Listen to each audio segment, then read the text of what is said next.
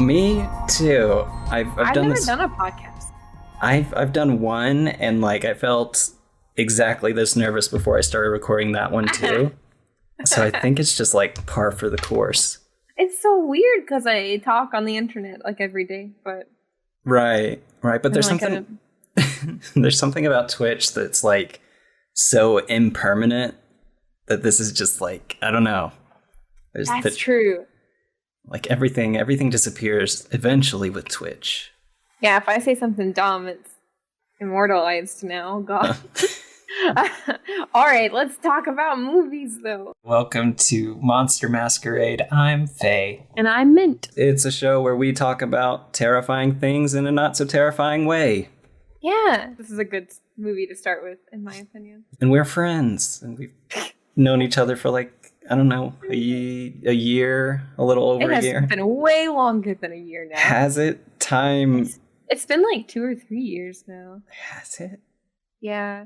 Time means nothing to me anymore. Who knows anymore in the year 2020? So we're going to talk about horror movies and games and literally whatever we want to in the horror genre, and it's going to be fun. We both have this I don't know, what would you call it? I don't like if Pastel Goth had like a I don't know how to explain this. Like creepy cute. Yes. But for all media, not just clothing. Yes. Yeah. We both have that reputation on our like respective streams, I think. Yeah, definitely. And so this made sense. I'm excited. Me too. I guess first we can just kind of talk about like, we can spend these first like 5 or 10 minutes or however long just kind of talking about ourselves and like our experience with the genre. Oh, yeah. Do you want to start or? Sure, I can get into it. Where did it start for little Justin? Where did it start? Okay, I'm gonna start with a question. Oh. Do you remember the first horror movie you ever watched? It's like a vague mismatch of a lot of things because I grew up watching a lot of horror. So I cannot pinpoint. Maybe It. Okay. Maybe It, like the original, like Stephen King's Tim Curry It. You do love Tim Curry. Born and bred on Tim Curry. Tim Curry to the grave. Huh. That's interesting. So already like a divergence in our path. Because I honest, like to God, think my first horror movie was Child's Play. Oh, you hate that. I hate it. I have like this very vivid memory of being in like a daycare or like a babysitter's house or something, and Child's Play is on. I don't know who put it on. It seems very irresponsible now. But I remember like trying to hide, like cover myself with a blanket that just apparently was super transparent, and I could still like vaguely see things that were happening on screen. It's very specific. I can remember looking through like blankets, like see-through blankets, and seeing something scary. I can remember doing that. And so like to this day, I don't do dolls. Like they creep me out so much. But I feel like it took me a while to get into scary movies and things. For a while, it was kind of like rolling off of that. I just like wouldn't touch them. And then somewhere like between middle school and high school, my cousin, who was a couple years older than me, when we lived with them, she would watch horror movies all the time. And my dad liked to like, pop up from behind the couch and like scare the crap out of her and just like make her scream. Yeah, for real. And so eventually like through that, I developed this mindset where I was like, oh, well, these all seem like pretty well scripted and they all have their beats. And so I was like, horror movies are nothing. Like, I'm too cool for them. They don't scare me. And then it wasn't until like fairly recently, like after university, where I was like, no, these are good. Like, I think Get Out like really solidified it for me. Yeah. And I then love that movie. like I binge them now, and I've even like very recently started watching the Child's Play movies to like conquer that childhood fear. You can do it. I'll get you a doll. Don't do that. I've got a creepy doll that I keep that I call my lady. I just like dolls. I like creepy dolls. I'm a big fan of creepy dolls. I think they're pretty cool. It's the worst. There's something like just the very unnatural way they move that is unsettling to me. Well, they're not supposed to move. Yeah. No, you got a point. In real life, they're not like, sure. like a puppet or like a marionette or something. This is very timely. If your regular dolls are moving, then that's probably why you're scared of them. Maybe. I'm gonna immediately date this episode because right now, trending on Twitter today was Annabelle the doll because she apparently escaped the museum. Sure. Mm-hmm. Yeah. So she went running out like Yeah. I've never watched Annabelle. I'm sure at some point for this podcast I will tackle it, but I'm not a fan of. So I guess that brings me to me talking about my youth and my horror upbringing. Yes. My parents always kind of watched horror around us. I don't know, like I can think like very young child. Rocky Horror Picture Show is not technically horror, but I just remember watching like that and I guess like I grew up around Tim Curry stuff, which is going to bring you around horror because he's like the god of horror, you know, like he's so prolific. He can play a villain, like he's so good. I mean, Muppet Treasure Island's not horror, but you know, Tim Curry. So I grew up watching it, and the only one I remember scaring me was another Stephen King property. I can distinctly remember the blanket thing. I wasn't supposed to be in the living room. My parents were watching the anthology Rose Red. Have you ever heard of that? No. Do you know about Rose Red? It's a Stephen King anthology, and it's like this haunted house, and it's really I think Owen Wilson is in it. I don't know why, but my brain is. I haven't looked this up in forever, but I'm just remembering this. I feel like he's in it. Anyway, I was watching, and I shouldn't have been, and that's the first one I remember like actually scaring me. But then really what brought me full force into anime, and I still have nightmares about it to this day, is an anime called Paranoia Agent. Okay. It is so scary.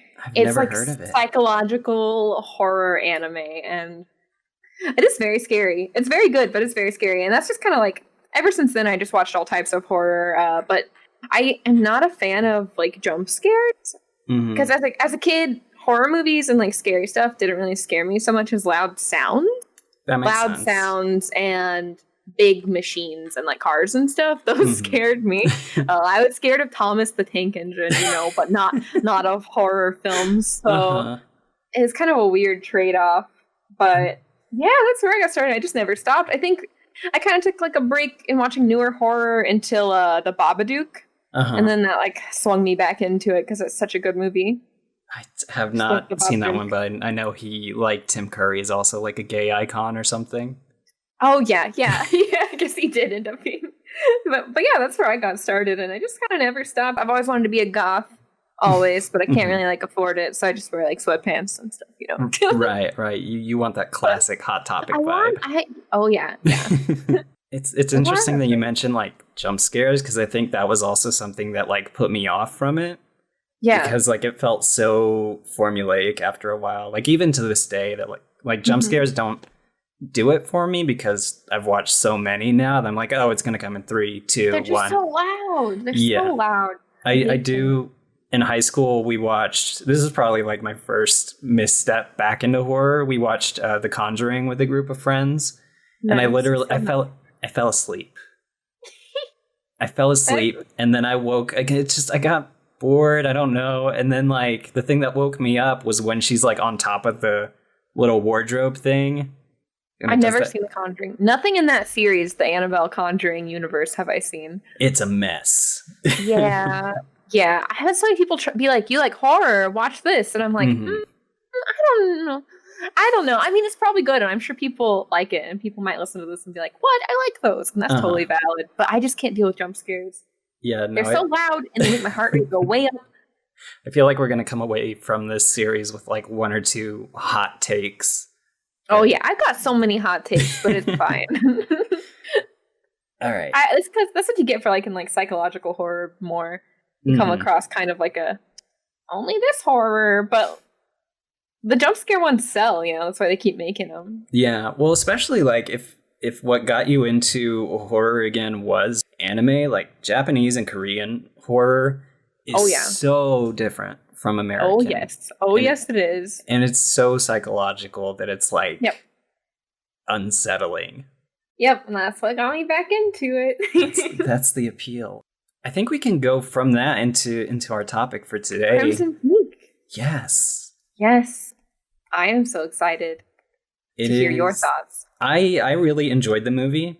I remember seeing trailers for it and thinking that it was interesting, but I had like literally until I watched it, I had no idea it was a Del Toro movie. Really? Really? Because I delayed watching it for a very long time because when it came out, Del Toro fans were like disappointed in it, and they were like, "Oh, it wasn't great." And so I just like subconsciously, I guess, just didn't watch it because I read reviews like a dummy. But then like I finally watched it, and obviously like we're talking about it because it's my favorite. So yes, like I love this movie. So we're gonna talk about so much stuff. So many things to talk about, and I love that because I just have so many things to talk about, and I don't really have anyone else in my life that's super into horror. So it's nice, it's exciting. Yes, I think I don't know if it's his first, but it definitely is like it's not his. Well, it might be like his first like actual English horror movie, because if you think about like Pan's Labyrinth and stuff, like a lot of his very popular works are in Spanish and subtitled. And Hellboy, I guess it's not horror though. It's got like its gothic elements though. Yeah.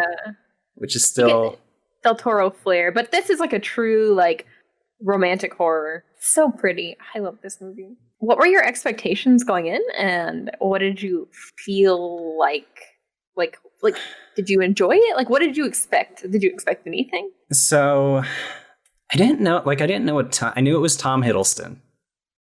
And that was like, I think when this came out, it was like peak like Loki fandom days. Oh yeah, I guess it was. And so I was a little leery. But yeah, I had no expectations going into it, honestly. Nice. And I came out of it. I came out of it very pleased and very stoked about what I had watched. That's exciting. So I've got an entire page full of notes that I took while I was watching the movie. So kind of like reactions and also just like thoughts I had throughout it. I did that too. I wrote 4 pages. You wrote 4 pages? Yeah. But my handwriting is chicken scratch, so it's like basically useless. Things we can go like beat by beat throughout the movie. Yeah. Do you just want to start here, like going through the movie? Like what our notes were, what our general notes were? I think that's a good way to go about it. You just give me like a first block of notes, and then I can talk about like my first block of notes. Okay. About like 15 minutes into it, I had to pause it to confirm that it was a Del Toro movie. And I'll get to what. No, that's like, crazy. Yeah, no, no idea. So my first note I have, it's already very colorful because I think it starts off with like the heavy like green, red, and black, I think. Yes. Which is like a recurring color throughout it. I have a whole like section about the color grading in this movie. My first note, other than like, I put heavy breathing in quotes because I have subtitles on. I thought it was funny. My first note is the use of color in this movie is nuts. This is my first note. So beautiful. Let's get into that really first, I think, because it's like it stands out so much. So I feel like there are 4 like primary colors that like the art listener just like cringed because I said there are 4 primary colors instead of 3. But there are 4 colors that Guillermo like really uses in this movie, and that was like the strongest indicator that I was watching like a Del Toro movie, because all of his stuff like has a very specific like color palette. That's true, yeah. So in this one we had green and red, and I kind of tied each color to like a mood or a specific word, and then we also had like blues and yellows.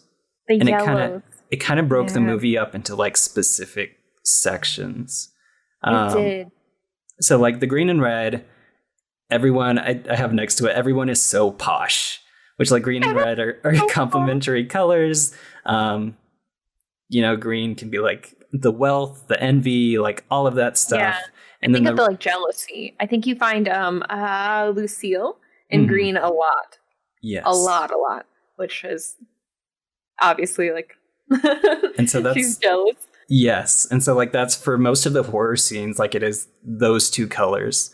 And like Shadow's like totally blown out. And then you also have like this mix of blue and yellow. Like whenever the screen is blue or she's wearing blue, it's like kind of a sense of like mysticism. Like she wants to know more about this like super strange place.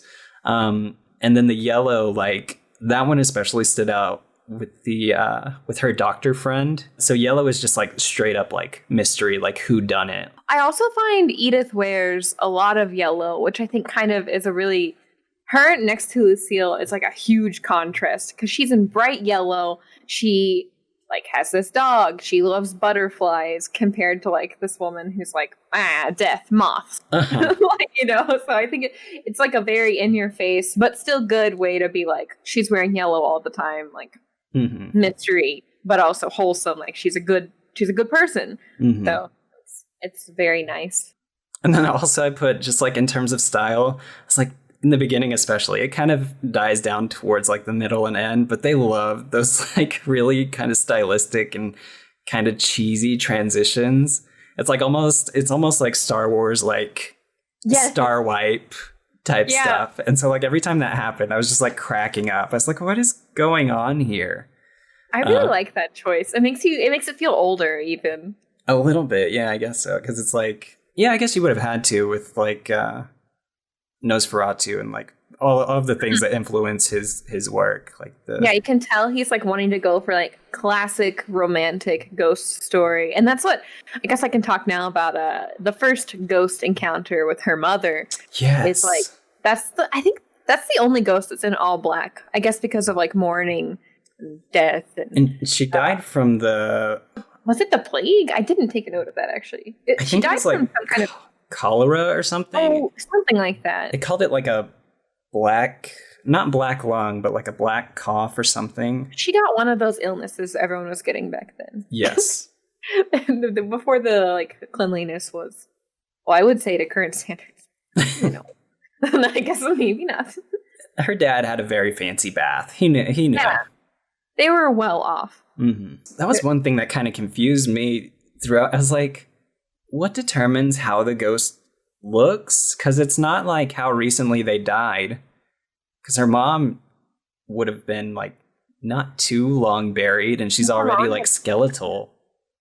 Well, and Tom is at the end. At the end, he was already looking like pretty darn dead. Like he was already looking pretty dead. So I think at that point it was just kind of a Del Toro aesthetics decision. Yeah, that at the end, Tom Hiddleston dies, which I can't remember his character's name right now. His name is Thomas. Is it? Okay. Yeah, Thomas. Yeah. I was like, there's a reason why I can only remember Tom right now. Yeah, because it's his name. Okay, yes. But yeah, he's like he's still like vaguely handsome as a ghost, I guess, kind of. I mean, I don't find Tom Hiddleston that attractive. That might be a hot take. Maybe. It might be full of hot takes today. That is. I have in my notes. Hold on, where is it? Tom has a face I just don't trust. I have that in my notes. That was something, right? I talked about how I had no expectations. That was kind of something because I touched on like the Loki stuff. I was like, he's probably going to end up being the bad guy or something. Yeah. So I went into it feeling like, okay, no matter what, I'm going to hate this character. I'm going to do my best to hate Tom Hiddleston. And then like he shows up with his top hat and I'm like, okay, I've got this in the bag. And then he starts talking and smiling and I'm like, God. Really? It took me until the end of the movie, every watch, to like him. Like I hate him most of the time. Yes. I like the optometrist, the ophthalmologist. I like that guy. See, and I thought that guy was just such a nerd at the beginning. I completely he redeems himself towards the end. He goes out of the country and he brings back ghost slides because he knows she likes spooky stuff. That's so sweet. Yes, okay. That's nice. It was good. But like before that, it was just like, oh, won't they? It seems like, childhood friends that they were gonna Oh, he likes you. Oh. And she wasn't like super into it at first. Yeah. So I was like, forget this dude. But then by the end, he was very good. It's just so weird because so she doesn't like him, but then she believes Thomas so quickly. I have that in my notes of she believed him so quickly. Mm-hmm. Like she just immediately is like, oh, he likes my book. Oh, jumping around, I guess, a bit. The book. I do like that she wants to write a book that is a basic like parallel to the story that's happening in the movie. Yes. I think that's interesting because at one point she says the ghost is a metaphor, and I'm like, I see what you did there, Del Toro. You put the ghost between your lips, but you don't inhale it or something. What is it? What? I don't know. I was going for The Fault in Our Stars. Oh, I've never read that. I was like, I don't know what you say. When he has the unlit cigarette, it's nothing. Oh my god. Super pretentious, just like Tom. Yeah. It's just like he's too charming for his own good, I feel like. Which we get later on, we kind of establish like why. Like this is him and his sister have been running this scam for years, so like I guess it comes by habit. Her dad at the beginning is just like having none of it though. I love her dad. Me too. He was my favorite character at the beginning. Me too. He gave her that pen, which she immediately said, "No, I'm going to type it." And then he told Tom he had baby hands, basically. Yes, I have that in my notes too. Me too. I put he has baby hands in all caps. As soon as he came on stream, I just wrote in like all caps, like Jim Beaver or Bobby Supernatural, because he plays the old guy. Yeah. But I was kind of confused by like, why is Clay so important? And then I have underneath that, I have USA, no soft hands allowed. No soft hands, only rough hands in the United States of America. Which is kind of like, I guess what initially ties them together, right? It's just like something that her dad says Thomas echoes this point later when he was told to like break her heart. Is that they both come from like these very privileged places. And they recognize that, but they don't want to fully like come to terms with the privilege that it affords them. Like you could definitely argue she has less of it as a woman trying to be a writer. Yeah, because she's like can't even get a book published because she's a woman. Yeah, but I do love that she compares herself to Mary Shelley. That line. This parasite is perfectly charming and a magnificent dancer. Although that wouldn't concern you, would it, Edith, our very own Jane Austen? Though she died a spinster, no? Mother, please. That's all right. Actually, Mrs. McMichael, I would prefer to be Mary Shelley. She died a widow. Alan? Oh my God. Very powerful. Ruthless. I love that. I'm into it. I love that. Edith is great. Yes. Until she's not. Edith bothers me because of a reason. Whenever we get there, I'll talk about it. I'll talk about it. Okay, so we've introduced Edith. We've introduced Thomas. They're both very well-to-do. Lucille is Thomas's sister. And they've come to America seeking to fund his personal project, which is like this steampunk thing that will rip. It really like I. Back then, it's just steam, right? Yeah, no, it was steam powered. But this harvesting machine, well, it is like kind of fantastical, I think. Yeah, it's so funny to think of like back in the day if they were like, one day this will be steampunk. This will be punk. and so he goes to Edith's dad, like asking for money, and he gets quickly like shot down.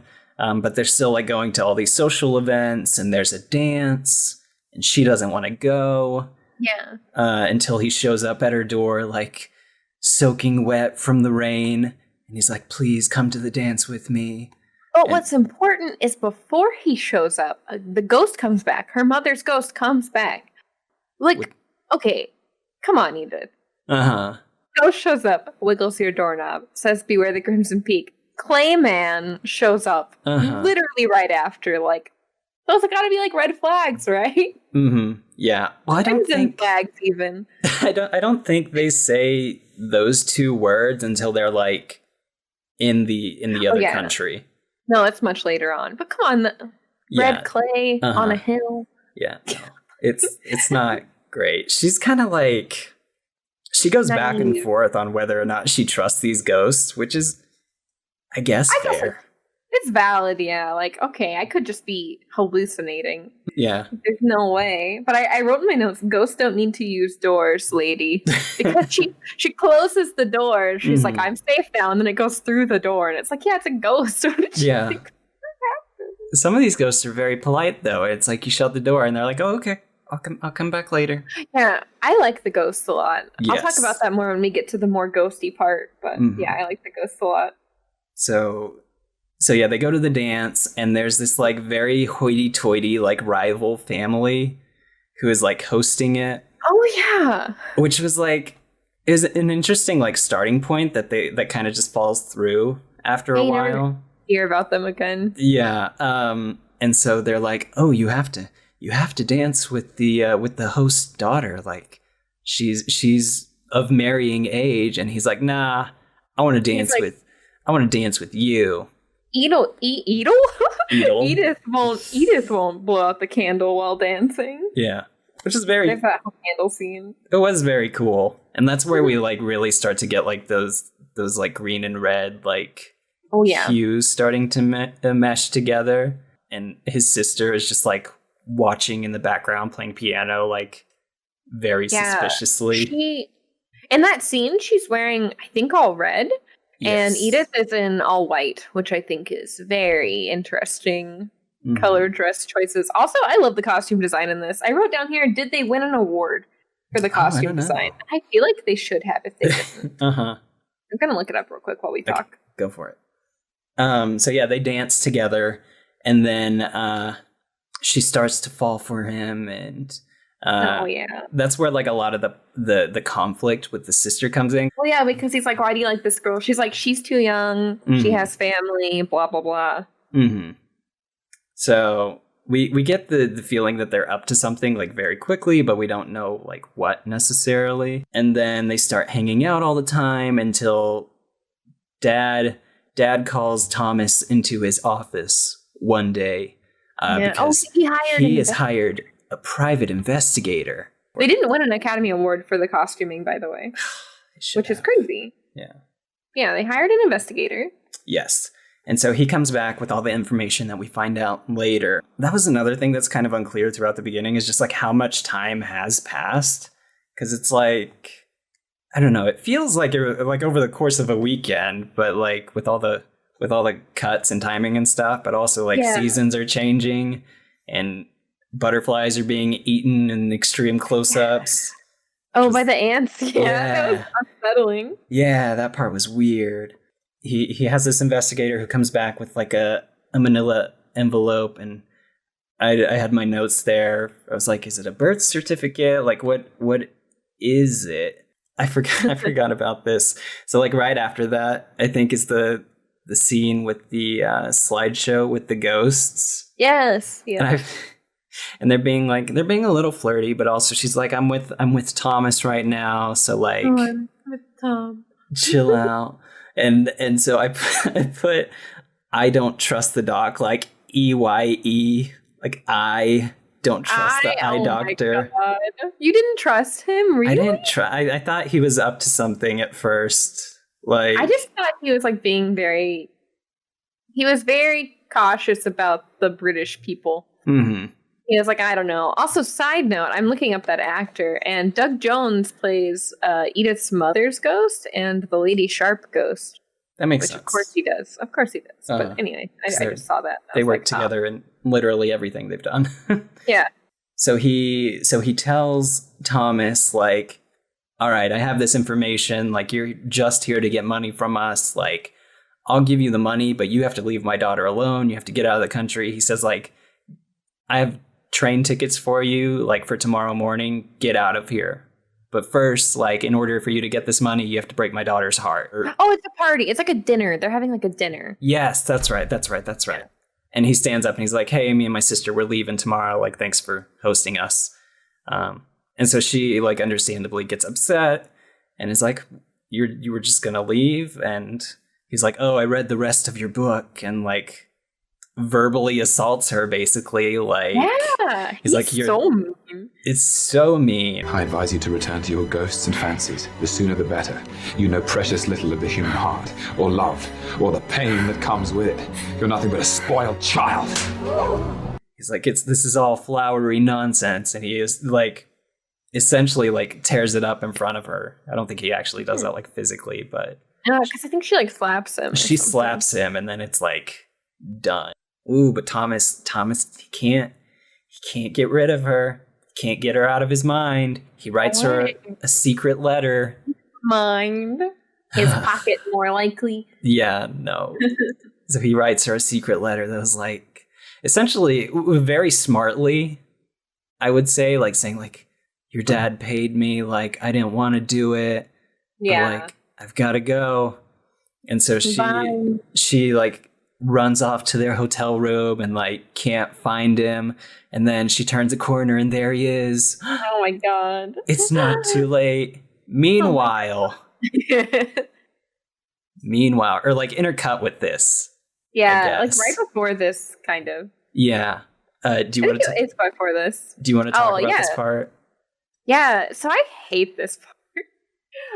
Before all of this happens, the dad he showers and gets ready in like a club setting. Where is this? Like I never could pinpoint where this was. I think it's like a private bathroom that is attached to their bank or something. Yeah, it's something weird. But he's getting ready in there, and like he does every morning, and he hears a sound, and then he goes to see what it is, and he comes back. The sink is overflowing, which becomes important visually. Mm-hmm. But this person walks in, puts a glove on, and then he hesitates. Like clearly, it shows he knows who is doing it. Mm-hmm. Like he realizes, and then they bash his head into the sink, like the porcelain sink, so much that it caves his skull in. Mm-hmm. And then the water runs red, which is important because later on there's more red water. Yes. So I think it's a neat little connection. I'm doing like a hand thing. You can't see it, but it's a neat little connection. And they build that tension like really well, but it's so brutal. Like it's so brutal, and I hate it because I wrote down in my notes the scene where. Because right after she finds Thomas, she gets news of her dad. She has to go verify who the body is. Yes. And she goes in there, and the doctor is there, and he immediately is like, this was a murder in his mind. And so he wants to investigate the body. Mm-hmm. But then Edith is the one who stops him. But there's that scene where she's like, don't touch him like that. Don't touch him like that, And then she's like, why is he so cold? Yeah, and then she's in super denial, and she's like, "Why is his hand so cold?" And it makes me cry every time. Yeah, the part where she's like, he doesn't like people to think he's old, so he always spends extra time in the bath, and it's so sad. Like that part is so sad, and it makes me so angry because watching the movie, it was either Thomas or Lucille. Like no one else would just there would be no point in the movie for some rando to come in and kill him. There'd be no point. Yeah, because you see like a black gloved hand and like an all black attire. And then, of course, like at the hotel, like that's pretty much exactly what Thomas is wearing. So as the audience, you're like, oh. Like, okay. I see. Seeing Thomas there, like holding her while she cries, pisses me off so much. I know that's what they're going for, but it makes me so mad. It's rough. Me so mad. Because she's like crying and he's like, oh no. And it's like, what? Mm-hmm. You wanted this to happen. I hate you. Yeah, no. And then we get funeral scene and they're still like very attached. And then like, we don't even get wedding. It's just like they have been wed. They are in another country now. They cheesy zoom into the ring. Yes. Like there's like a circle pan. I don't know the actual term for that, so don't yell at me. No, it's okay. Yeah. The circle goes small into the ring. Oh yeah, this ring that he made a big deal of taking from his sister. It's like this bright red like ruby, and it's huge and pretty. It's very pretty. She doesn't want to give up the ring, and then he's like, you gotta. And then of course she's wearing it, and it becomes like a recurring plot point. And he like freaking Thomas nods at the ophthalmologist man. I don't remember his name. I always write him as eye doctor in my notes. So I just have his actor's name. It's just Charlie Hunnam. But yeah, they like nod at each other, and it's like, man, you suck. Yeah, no, it is rough.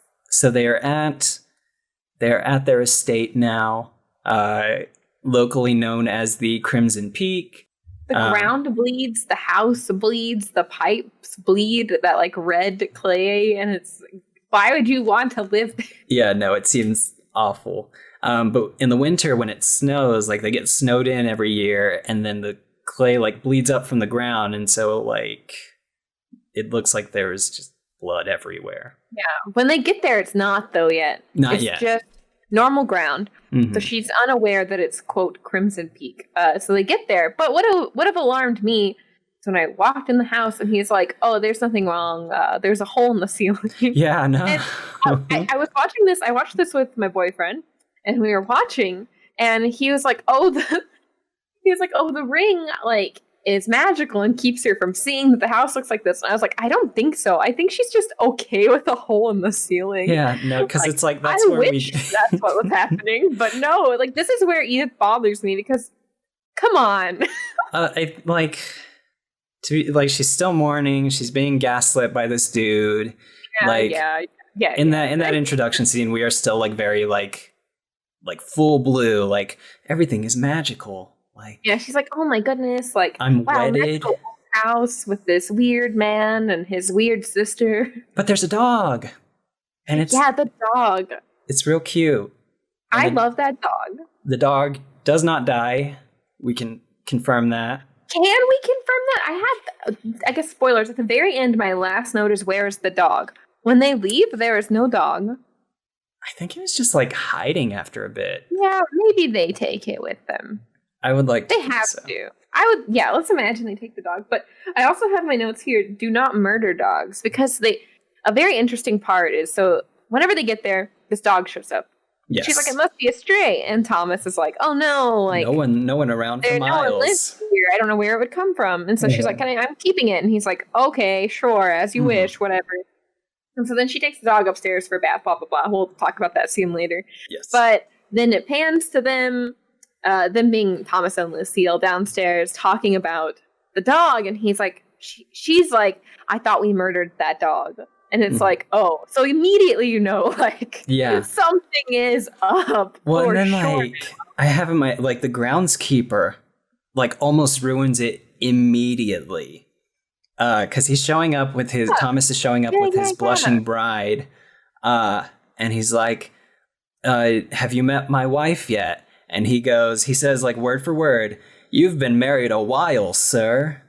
And she just like, he's an older dude, so she just kind of is just like, "Oh, he must be senile." Yeah, Thomas is like, "What are you talking about? Haha, he's silly. What a silly man." But as the audience, we're like, ooh, what does that old man know? Yeah, he knows some things, but he's so old that they're just like, whatever. Just what is a horror movie without a little ageism? This house sucks. Really, I have in my note, "This house is so pretty." But maybe I'm ridiculing Edith, but maybe if someone was like, "Come live in this house," I'd be like, "Oh, hell yeah." But the second like the elements got to me, or there was weird pipe shit going on, I'd be like, "Nah," or ghosts. I'd be like, "Nah, I'm out. I'm out of here. No, thank you." The hole in the ceiling's not pretty, but aesthetically from the outside, very beautiful home. And that is something that, like, Edith is kind of special. And they touch on this with that slideshow scene with the doctor where he's like, for some reason, some people's eyes can see ghosts and some can't. He's like, you can just perceive things others can't. Mm-hmm. So I think that's why she sees stuff. Which is cool. The rest of their victims, I guess, not. Didn't really. It was just. Yeah, I guess they probably didn't see the ghosts at all then to get warnings or anything. Still, like, he's like, "Oh, you've got to let the water run. It'll just be clay and toxic for like 3 minutes." Red for a second, but it's fine. It's fine. The house is falling apart. I would not want to. I was like, he wants to get the clay, right? And I think later on they're like, "Oh, we can't leave this house. Like, this house is us, essentially." I was like, they had a perfectly good home back in America. Like, and I think the house too is a metaphor, but because the outside is beautiful and you go inside and it's like rotted and disgusting. They talk about like rotting, festering things a lot in the movie. So I guess it kind of represents just like Thomas and Lucille as a house, you know, like Monster House, but not. Yeah, I have a note here that says it's Pride and Prejudice, but I've murdered your dad. Oh no, that's true. That's true. That's like a lot of it. You have like because even though they're married, like Thomas is still kind of distant sometimes, and he's very swept up in his work. He's got to get this clay machine working. True. And sister's being like passive aggressive. She's so weird. We'll touch more on her being weird in a minute, but the bath scene, honestly, the bath scene is the only part that genuinely scares me. This movie is a horror movie, yes, and there's a couple of jumpy sounds and some creepy, like there's definitely some creepy creeps, but this is the only ghost that like scares me. It's the bath scene. But then I've made this note a lot in my notes that the ghosts are scary, but then they, like, you can tell they seem welcoming. Like, they're not malicious. You can tell after a second that they're not malicious. And they're always, like, leading her to clues and stuff. Yeah, and she gets scared for a bit, but then she's like, now, wait a minute. Like, they were helping me. And so this is the first scene like that in the house. So she's playing fetch with the dog with this red ball. Yes. She doesn't know where she got it. Like, it just showed up. The red ball did. So she's playing fetch with the dog. And then this disjointed, creepy arm appears for like a second and then goes away. And that's the scene. That scene is so scary. Just the movement and the sound, and Edith not really noticing it at all. And then she throws the ball again, and then playing with the dog. And then it happens again, but you actually like see the ghost like move kind of like across. And it's so unsettling. But I think what was actually happening, I think that is the ghost who owned the dog. I think that's the dog's owner. So I'm pretty sure it's just like happy that she was with the dog, honestly. Doesn't it? Like I'm pretty sure this is what's happening. I might be imagining this. Is there not like a scene where the where the ghost like throws the ball back or something? Yes. That's at the end of this scene. So she gets out of the bath, is like putting her robe on, and she's like, where'd the ball go? Where's the ball? Blah, blah, blah. And like the ghost almost touches her on the shoulder, but then just kind of goes away. She doesn't ever really actually see this ghost until I think it's the one that gives her the cylinders. I think it's Enola. But this time she doesn't see it. She's like, where'd the ball go? Blah, blah, blah. And then she's talking to the dog, and the ball gets thrown back into the bathroom. And she's like, you know, that's not normal. But I really think like it was just that ghost dog. And she's just happy it didn't get murdered at that point. And I think it's kind of when the ghost makes the decision, like, I'm going to try to help. Do my best to help. But I look horrifying, so good luck with the help. Because she's got this huge bastion skull. She does turn the corner a bit. You see her face. And the ghost skull is like completely caved in. So. And that... Because I feel like ex-wife ghost shows up more often, because we get the mom ghost later, and so I think I had some like right after that scene we get our mother died when we were young, and so I have in my notes I'm like, okay, so is the red ghost mom or the ex-wife? Like, yeah, it's a little confusing. The mom ghost has but what's interesting about that one, it kind of jumps around. Like nothing really happens after the ball thing, right? Like. She's kind of curious about the house. She finds the thing downstairs with the initials ES. She's kind of like, what's going on? But they're giving her this tea. They're making her drink the tea. And they're like, drink your tea. And like, okay, well, no, I would not. Yeah. But whatever. You gotta drink the tea. And so, but then the next ghost encounter isn't until... I think it is the mom. Yeah, the mom is like so random, but that's how she knows she sees ghosts. Because she goes into the bathroom.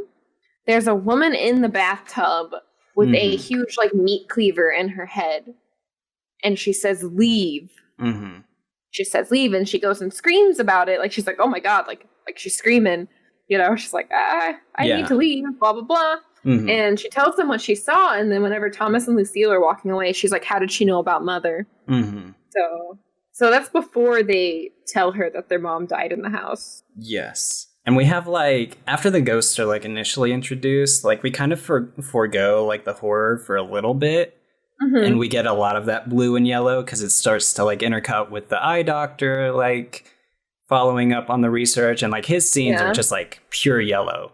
And that's where I get like that mystery association with it. For the most part, like during this like middle section, it's just, she's just trying to figure out like what is going on. And it's like, there are some supernatural elements here, but also like something definitely doesn't seem right. Like right before they mentioned the mom was murdered, I also like, I had that thought that like, oh, these two, Thomas and what is her name? Lucille. I was like, they're not siblings. Oh, really? You didn't think they were siblings? No, I thought they were like actually like in love and. See, the whole time I could feel that they were siblings and it was going to be disgusting. Like I was like, oh no. Yeah, no. Oh no. And there's like later on, there is a moment where she's like, you're not siblings. And Lucille is like, we are brother and sister. It's like, It's like, ew, oh no. Like, come on. Yeah. But the mother, they talk about the mom a little bit. It gets like kind of, I really like this part of the movie, but it gets kind of convoluted. Like just all the details are kind of getting like thrown at you a bit. So I think this part of the movie, it's also a slow movie. And I think that's where, I think it was marketed as like just a straight horror film. And so when people went and saw it, it was not a straight horror film. Obviously, there's very few ghosts. The ghosts that are in it are amazing, but it's not like constant, scary, blah, blah, blah. It's like atmospheric and psychological and stuff. And a lot of times people were going into it expecting super horror and got this. And we're like, what? It's just very mysterious for a bit there. I like the mystery. This is where I was the biggest thing that solidified for me. Like, oh, they're probably not siblings.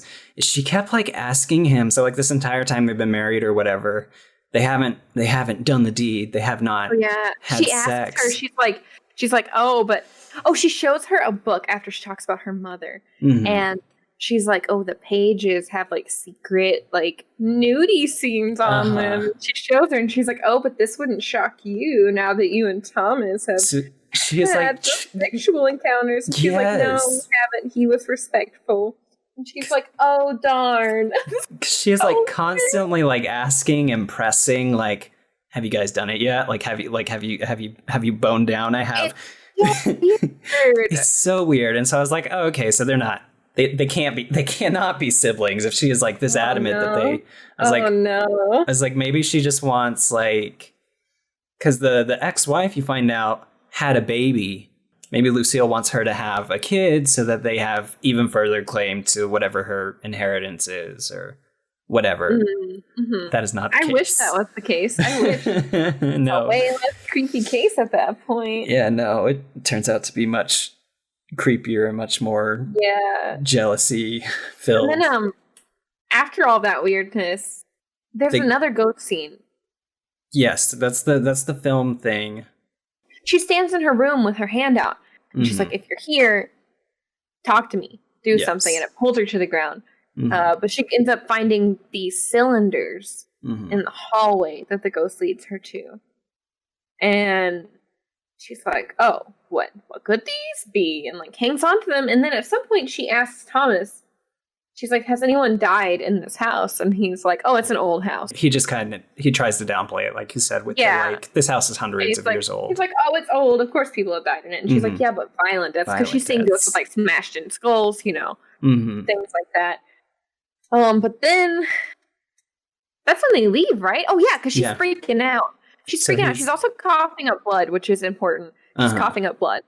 But she's freaking out. And she's like, let's go. Let's leave. So they go down to the village or town or whatever just to pick up mail. And then she gets a letter addressed to the wife of Thomas from Italy. And she's like, yeah. And she's like, I don't know anybody from Italy. And he's like, I don't know what to tell you, lady. Like, you got mail. And so that's weird. And then they get snowed in. Oh, darn. What are the odds? yeah, that snow finally kicks in and they have to take shelter. They're like, we got an extra room downstairs. And she's like, let's do it. And he's like, oh, okay, I guess we're going to stay here. And this is also the first time that she has denied the tea, I think. So she's feeling a little better, a little. No, she didn't. I think she just didn't drink any tea before she left. She doesn't start denying the tea till after she It was finds just out like it's poison. She got distracted. That's what it was. She got distracted by the ghost once, and didn't drink it. And then they keep trying to stop her from drinking it. Yes. So they get snowed in this wooded cabin thing. And they do the sexy times. They do. But she's fully clothed with like a billion skirts on. There's no way that's going. But this is like the only thing I'd heard about the movie is that you fully see Tom Hiddleston's butt. Hiddle butt. I have in my, like, that was the only thing I knew about this movie, honestly. It's just like you can see the whole butt. And so I have Tom -ass Hiddleston, and then a little drawing of a butt. Just his little skinny pale butt. His little tiny little skinny pale butt. He's so thin. It's ridiculous. Yeah, and she's wearing like 80 layers. I don't know how they were having sex. Yeah, I don't know. I was like, all right, well, they're doing it. At least he like kissed her leg. That's something. The next morning, the snow has stopped. The weather's cleared up. So they go back to the house and sister has a meltdown. She's pissed. She's so mad. And she plays it off like she was worried about them, but she slams these eggs on the table and they go everywhere and she starts picking them up with her bare hands. And Edith is just so uncomfortable. Because she finds out crying. She finds out about the sex. Yeah, oh yeah. She's like, y'all stay in the room together? And Edith is like, we're married. Which, accurate. Yeah. And she flips out because of that. And then she's like, oh, I'm in this house by myself. I didn't know if something had happened to you or to Thomas. Yeah. And Edith is just like, okay. Yeah. It's like, I don't feel very well. And then she yoinks a key. Yes. Because there's a suitcase or a trunk that had ES. ES. Was the same as the little tubes. And that's her letter that she got. Yes. From Italy. So it's ES. And so she breaks away from the sister. She unlocks everything. She finds out about the ex-wife, the Italian ex-wife. And then I can't remember, does she find out about the other ones as well in that trunk, or is it just that? Yeah, there are recordings of, because there's like this whole scene first. So she like gets the things out of the thing and then she puts the key back on the ring, but I guess that's not really important. It's just like Lucille knows something is up. Like Lucille is like, something is up. She knows she's on to us, but she doesn't know how to pinpoint it. But then, meanwhile, Edith is listening to it's like a phonograph or something. I think it is a phonograph.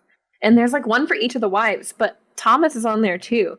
And he's like saying, I love you and blah, blah, blah. But she keeps listening, and Enola, the first ghost, the one with the dog, the Italian one who made these, she's like, the poison is in the tea. And she's like, it's too late for me. Get out. She's like, if anyone is listening to this, leave, get out. Like, I'm going to hide these somewhere. Like, please find them and get out. And she says, please return my body to my home. Yes. Which is really sad because I don't think they do. No. I think they just yeet out of there. Yeah, no. I was surprised that this did not end with that giant mansion like on fire or something. Yeah, but I guess maybe that leaves it up to interpretation. Like maybe they could go back and excavate the bodies and return them to their families. Maybe. But yeah, so she listens to those tubes and she's like, ah, shit, you know? Yes. And then after she listens to those phonographs, she tries to run away and they find her at the bottom of the stairs. Oh, yeah. How does she... She opens the door. And she like passes out and they find her. Yes, okay. At that point, they know she was listening to the phonographs. Mm-hmm. So she's trying to give her the tea, and she's like, I'm not going to drink the tea. And then she force feeds her porridge, which she has also poisoned. Yes. And at this point, everything is like unraveling. Like they're like, okay, she knows. Like she knows everything. And this is like also one of my favorite scenes before shit goes down. I guess an aside, at this point, the ophthalmologist is in their town. Yes. When he has been like, then get one of your horses, and they're like, no way. And he's like, okay, I'm going to walk there. And they're like, okay, it's 4 hours. And he's like, okay, well, meet me there. Uh-huh. You know, he's like, meet me there. Like, things are not good. That's right. You know, he's like, I haven't heard from her. And so flashback over to, she's in a wheelchair now. The wheelchair that the ex-wives have been in, which is so creepy. She starts deteriorating like fast. Yeah. They're poisoning her hardcore. And I have like, there's like some parallel with her own mom, with the coughing and just feeling weak and stuff. So I thought that was kind of neat. And that's why I have that note of like cholera maybe, or tuberculosis, something like that. Yeah, that's a good, like, she doesn't want to die like her mom did probably. Mm-hmm. And by now she's heard about, you know, Crimson Peak, like by name. That was she knows. Yeah. So she knows like she needs to leave or she's going to die. She goes out onto the banister. This is like my favorite scene. And there is the ghost of the woman who had been taking care of the baby, and it's her holding the baby, like floating. Yes. In the like very upper part of the house, and it's so pretty. And she's like, "What? How can I help you?" Like she's basically like, "What can I do?" And then she points to a room, and she goes to where she points, and she looks in, and there are the siblings having the sexy times, and they're like kissing, and she's like got her hand down his pants, and it's disgusting. And then she like looks at her, and so she runs. And then I remember Lucille like runs out and is like, "It's all out in the open now." And it's like, and then they're going up the elevator, and she's like, "I want to leave." But then she like, that's whenever she says the line. I knew it. I knew it. Someone's at the door. You're not his sister. That's delightful. I am. Don't do it. She's like, push, and then he shows up. Yeah. And so at this point, it's like, oh, well, shoot, they were really siblings and they were doing that, and that's gross. You know, like so, that's when you're like, oh no. And so doctor shows up to save the day, and he's like, I'm her family physician. Like, let me take her. Like, let me look after her. I love when he's like, I was gonna put a telegraph in, but I thought you'd like the surprise better. Like, he knows they wouldn't, and I love that. Mm-hmm. They know that he knows sister is going to kill the doctor, and Thomas is like, no, don't. She stabbed him in the rib, or like under the armpit. And then she gives him the knife, and he's like, "You're a doctor, right? Like, so you would know where I should stab you." Yeah. He's like, "Tell me where to stab you." Wink, wink. Nudge, nudge. Like, I don't want to murder you, man. Yeah. and so the doctor like takes his hand and like puts it at the right spot in his ribs and like drives it in to give the illusion that he's dead. And then it flashes to Thomas like taking him down to the basement with all the clay deposits, and he's like, he's like, "I will get you out of here. Please trust me. I'm gonna get Edith. Like, you're gonna get out of here. I'm sorry." And Thomas is really smart in this because they always got people they could disappear and no one would care about, but this guy's got family too. So at some point, like, at this point, Lucille's just like lost her mind because she'll get caught, like 100%, no matter what happens. Yes, she will get caught. And so I don't know, it's interesting. Like, Thomas, this is where I start to be like, okay, Thomas is not all bad. He's not non-forgivable. So he gets stabbed. I have Charlie Hunnam, too beefy to die. He's just too muscular. I have gross hair rings. I have no idea what that's about. Gross? Oh. That's a little bit further forward. Okay. It flashes whenever he's down there. He's like, she's got Edith. I gotta get her.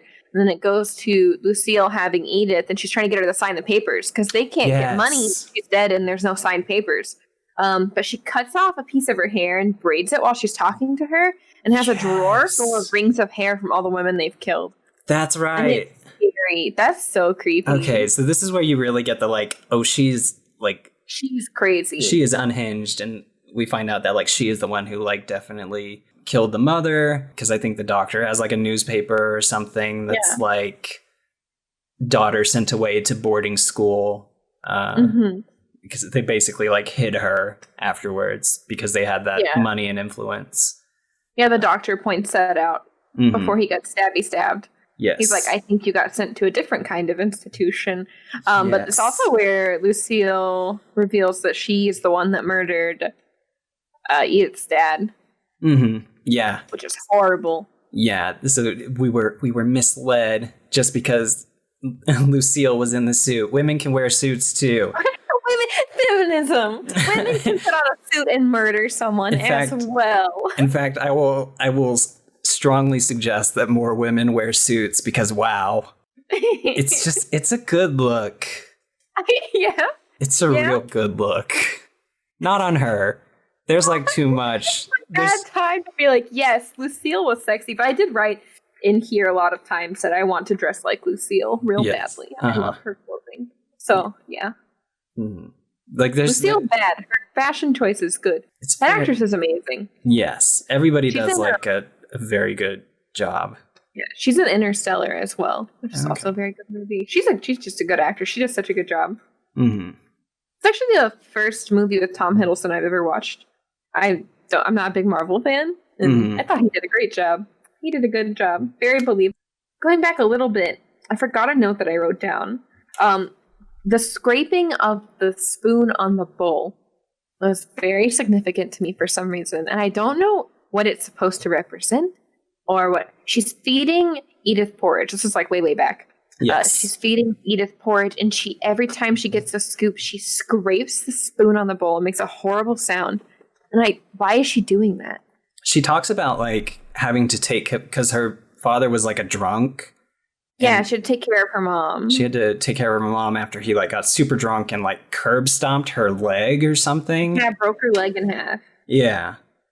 And so I think it was just that, maybe. It's just like trying to make you unsettled. Like it worked. I wrote in my notes, I was like, ooh. As she's doing that, like maybe she's like in that moment in the past, like as she was feeding her, like having those moments of like, oh, I could kill her like right now and be done with it. I think that's probably what it was. That's true. Anyway, back forward. Sorry. To Lucille, because she also talks about the baby. She says, you murdered Enola and her child. And that's whenever Lucille says, Thomas never slept with any of them. That was my child. It came out wrong. And she's like, we should have killed it at birth. But Enola thought she could nurse it back to health. So she, Lucille wanted to murder the baby for being messed up because, incest. But Enola was a really good person and wanted to take care of the baby and thought maybe we shouldn't murder this baby, but then they killed it with Enola. So their relationship is what had sparked her to kill her mom because she found out. Yeah, well, and their mom seemed pretty horrible, to be fair. Their family did seem horrible. But great. So did Lucille. Lucille already seemed to be horrible, and I feel like Thomas in all of this was pretty much manipulated and almost borderline brainwashed from a very young age. So it kind of sucks to see how it goes down for him. Not great. Great. Okay. But yeah, that's where she talks about murdering her mom. She's like, we murdered her, blah blah blah. And then I killed your dad, and then that. Yeah. Yes. And then I killed baby. And yes. Yeah. She killed a lot of people. And so Edith being like, I love this in horror movies that have a moment where the protagonist is just no, I've had enough, and it's just it's murder time for me now. And so she stabs Lucille to try and get away because I think she also knows the doctor's alive. Yeah, with the pin. She stabs her with the pin. Yes. And then Thomas comes by, burns the papers, and is like, we're done here. We can't keep... That scene, Thomas is not thinking very well because he could have lied. Because he was like, we can restart, blah, blah, blah. And then he says, all of us. But he could have just said, yeah, you and me. let them go. At this point, she would not even notice if they let them go. I feel like if him and her just pretended to leave and then he like murdered her. Yeah. But instead, like, nope. He makes her angry. He's like, I'm in love with her. Blah, blah, blah. Mm-hmm. And so she stabs him in the face.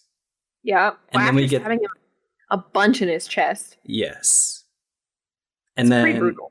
And then begins like the final chase sequence. I have here in my notes, I was like, because it kept doing this and it kept like, I have stop removing the blades. Like, what are you doing? Because he like pulls it out of his face.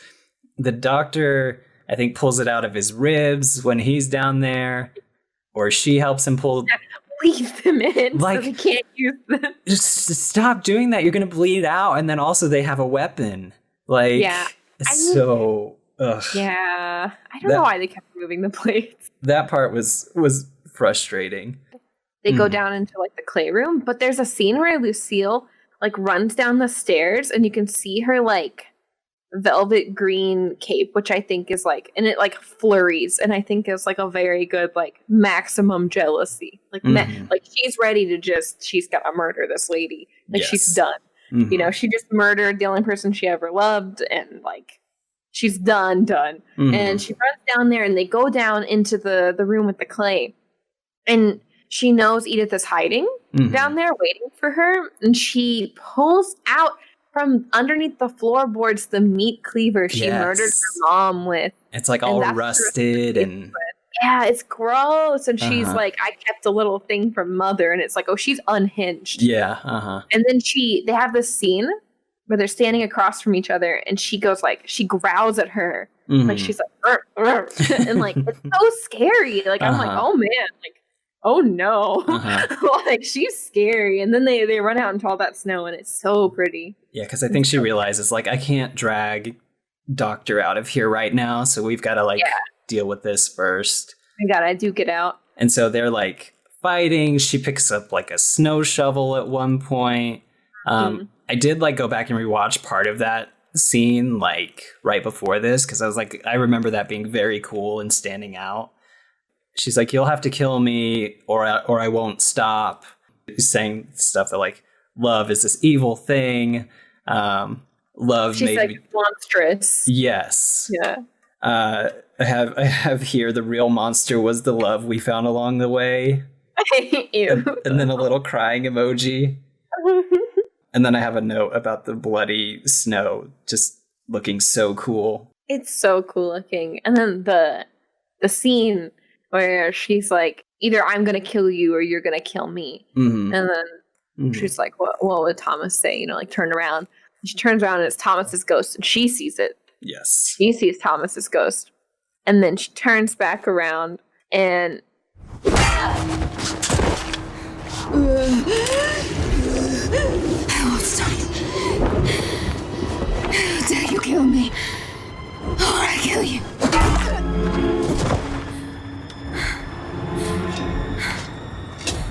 I heard you the first time. whacks her in the head with the shovel. It's sick. I love that. She has like beats her to death with the shovel. Yes. That is great. It's very hardcore. You don't usually see like knives and stuff. Like, like you've seen like protagonists flip that on the stalker or whatever. I feel like very rarely do you get just like a sheer blunt object that just like. It's so nice too to see Edith like get that kind of revenge. It's so satisfying because Lucille was horrible the whole time. Yeah. And like they were gaslighting Edith the whole movie. Yeah, that final like conflict, just the entirety of it was just so good. The whole fight scene at the end is amazing. It's so well choreographed too, and like the big dresses and everything, and it just looks so pretty. But then she's dead. She's a goner, and there's like an outro monologue thing about ghosts being real, kind of like the intro about ghosts being real. She says her goodbye to Thomas, kind of. Yeah. Kind of. She just kind of says, like, you know, bye, and he looks sad. Yeah. You see Lucille's ghost playing the piano, which is interesting. And she's in, it looks like all black. Yeah. I thought it was an interesting choice. I thought she'd be in, like, dark green or something. But nope. Still very, like, I think part of her face is, like, skeletal, but she's still, like, very fleshy for a ghost. Yeah, still looks the same pretty much. And then it's it's Edith and the ophthalmologist guy. And they're walking out. And there's all those people there. It's so good. Mm-hmm. It's so, so good. And what I've been wanting to talk about this whole time is Thomas and how I hated him so much. But then as you see it go on, like, you really realize, like, how in control of him Lucille is. Mm-hmm. Just seeing their interactions, like, he wants to do different things, but then he doesn't. There's that scene where they're about to do it. And she's talking about her book. And she's like, well, they can make their own choices, you know. Blah blah blah. He's like, oh, your own choices, and then like they have the sexy times, and it's like he really like has just not been away from her ever. So yeah, it kind of sucks like, that he didn't actually suck. He just was very manipulated, but he from did such a young age too. Like, yeah, I think she said like age 11 or something. She was like 14 when she did the murder, I think, and he was like 11 or 12. Yeah, so like very impressionable. Man, that sucks so much. Mm-hmm. It's so creepy. I don't know if I'm like full like sympathetic towards him. Oh no, definitely not. But it does suck. Yeah. Because he clearly was like on the path to becoming a better person. And Edith like even caught on to that. She was like the past is the past, but like you can be a better person. Mm-hmm. You know, you can stop murdering people for one. For money, you could get money a different way, you know? So, like, do you think if there were an alternate ending where he lives, like, do you think they would have stayed together? Oh, no, I hope not. I'm sure they would have, but I hope not. Yeah, that's I think killing him was the only way to make me not angry. Because sure, he can redeem himself, but she does not need to be with him. He gaslit her for, like, years. And now she's like double rich. Yeah. So I think Edith, like, she's just the winner. She wins. She is the winner. She does win. The ghosts warned her, but really, she kind of came out on top. So I guess it was good that she ignored all the ghosts saying, don't go there or leave. I don't know if her lungs will, like, necessarily recover or anything from the poison. She'd always be sick. Maybe. But yeah, it's a very good movie. It made an impression on me. I didn't think I'd like it as much as I did, but it became my favorite horror film.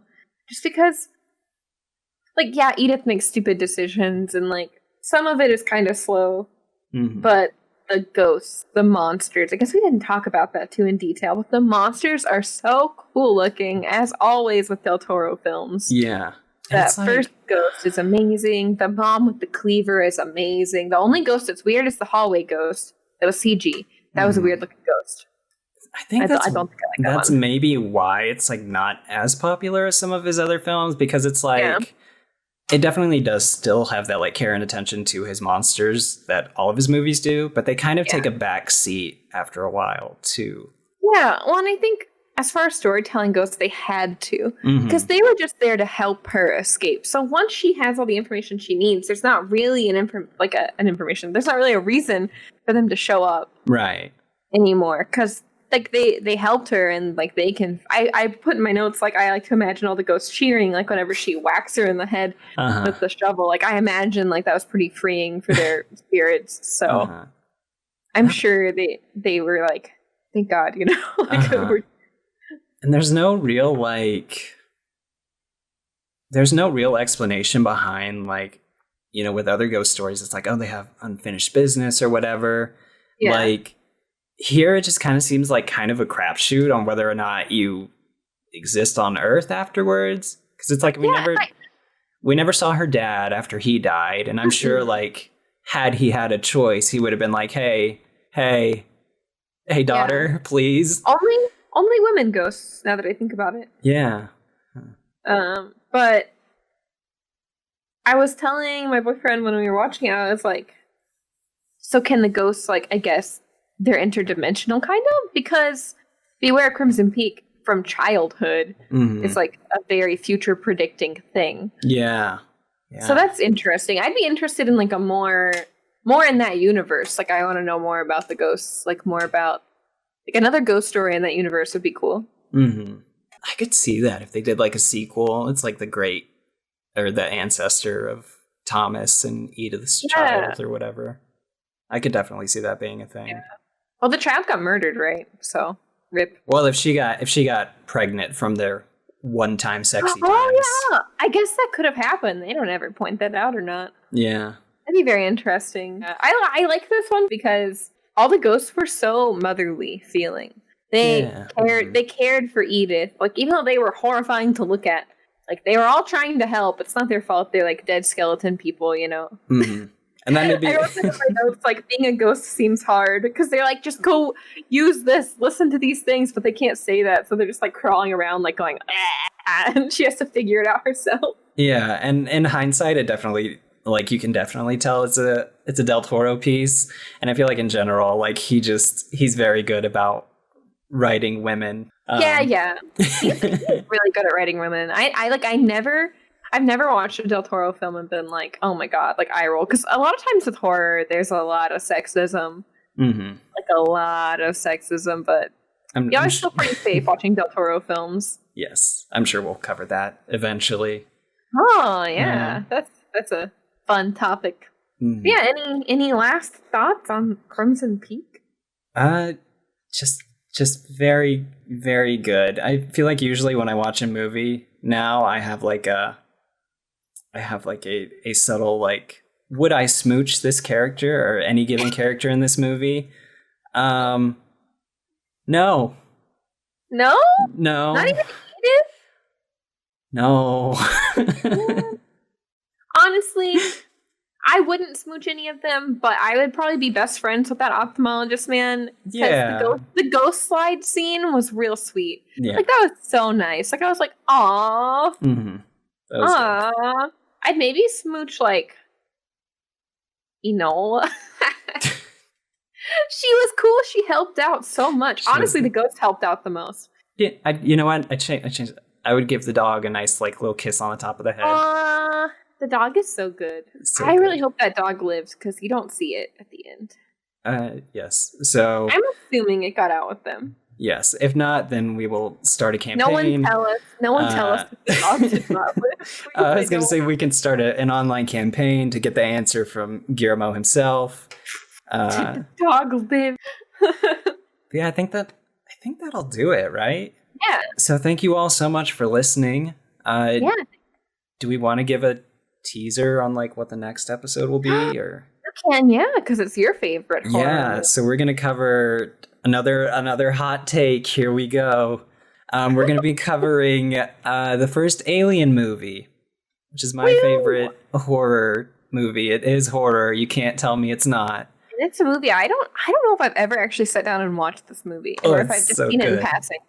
So I'm excited. I kind of going in semi-blind, kind of like how you did. I obviously know a little bit more because it's way older than Crimson Peak, but yeah, no, very interested. It holds up. Like, I will say that much. I saw the cool animatronic on the Great Movie Ride at Disney World before it was gone. Oh, okay. There was like a big alien animatronic that came out of the ceiling at you, which was really cool. That is cool. I would love to see. I wonder who has that now. I'll have to find it. Probably Disney somewhere in a storage place. Maybe it's just like they've repurposed it for their new, like, James Cameron, like, Avatar ride or whatever. It's just in the background. Just Xenomorph in the background, like hanging out.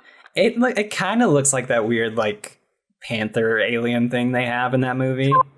Yeah. I cannot believe I've referenced James Cameron's Avatar in our first episode. You know, it was bound to happen eventually, and here we are. Yeah, no.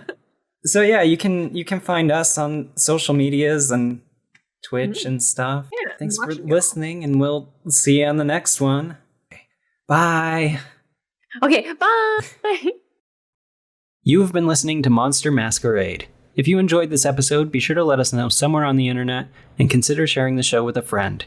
If you have a suggestion or topic you'd like to see us discuss, hop on over to our Patreon to unlock exclusive bonus content and do just that. And we'd super appreciate it if you could leave us a review on iTunes. It's the fastest way to help the show grow. You can find us on Apple Podcast, Spotify, or wherever you find podcasts.